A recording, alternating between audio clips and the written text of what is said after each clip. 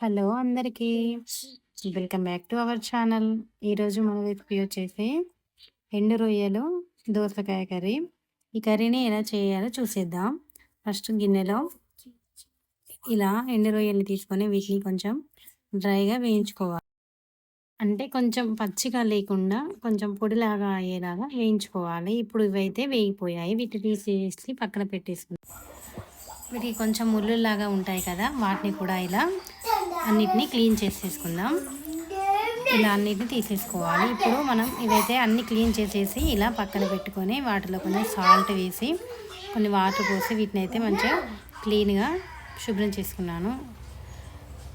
ఇలా చేసినాక మళ్ళీ వీటిలో కొన్ని వాటర్ యాడ్ చేసి ఇలా పక్కన నానబెట్టుకోవాలి.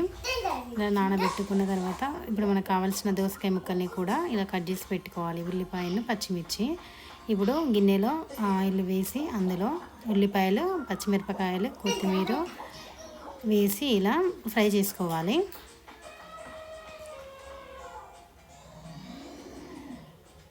ఇలా ఇవి ఫ్రై అయిపోయినాక వీటిలో కొంచెం అల్లం వెల్లుల్లి పేస్ట్ కూడా ఇప్పుడే మనం యాడ్ చేసుకోవాలి.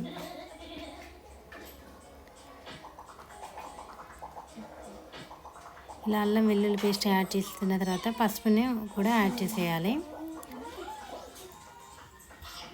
ఇలా పసుపుని కూడా వేసి కలిపేసుకోవాలి. కలిపేసుకున్న తర్వాత మనం ఇప్పుడు పక్కన పెట్టుకున్నాం కదా ఎండు రొయ్యలు, వాటిని కూడా యాడ్ చేసేసి అంతా ఒకసారి కలిపేసుకొని ఇలా అంతా ఒకసారి కలిపేసుకున్న తర్వాత మూత పెట్టి ఒక 2-3 మినిట్స్ ఇలా ఉడికించుకోవాలి, ఫ్రై చేసుకోవాలి. ఇలా ఫ్రై చేసుకుని మళ్ళీ మూత తీసిన తర్వాత ఒక 5 మినిట్స్ ఫ్రై అయిపోయిన తర్వాత మళ్ళీ మూత తీసి ఇలా మనం చిన్న చిన్నగా కట్ చేసి పెట్టుకున్న దొండకాయ ముక్కల్ని కూడా ఇందులో వేసేసుకొని కర్రీని అంతా కూడా ఒకసారి కలిపేసుకోవాలి.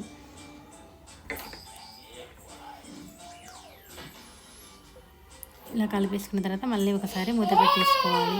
మళ్ళీ ఒక 5 మినిట్స్ మళ్ళీ ఇలానే రొయ్యలను, బెండకాయలను కూడా ఇలా ఫ్రై చేసుకోవాలి. ఒక 5 మినిట్స్ ఇలా ఫ్రై చేసుకున్న తర్వాత వీటిలో ఇప్పుడు ఇవి ఫ్రై అయిపోయినాయి కదా, వీటిలో ఇప్పుడు సాల్ట్,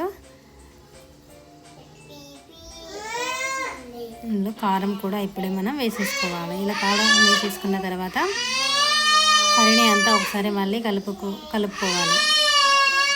కలుపుకొని మళ్ళీ ఇప్పుడు కారం వేసాం కదా, ఈ కారం, ఉప్పు అంతా కొంచెం ముక్కకు పట్టేలాగా మళ్ళీ ఒక 5 మినిట్స్ మూత పెట్టేసుకోవాలి. తర్వాత వాటర్ యాడ్ చేసుకోవాలి. కొన్ని వాటర్, ఒక గ్లాస్ వాటర్ యాడ్ చేసుకొని కర్రీని అంతా కూడా కొంచెం ఇట్లా ఉడికేలాగా కొంచెం హై ఫ్లేమ్లో పెట్టుకొని ఇలా కర్రీని అంతా ఉడికించుకోవాలి. ఇలా కర్రీ అంతా ఇప్పుడు మనకు ఉడికిపోయింది. ఇలా ఉడికిపోయింది. ఇప్పుడు మనం ఒక స్పూన్ గరం మసాలా, కొంచెం కొత్తిమీర కూడా యాడ్ చేసేసుకున్నాం.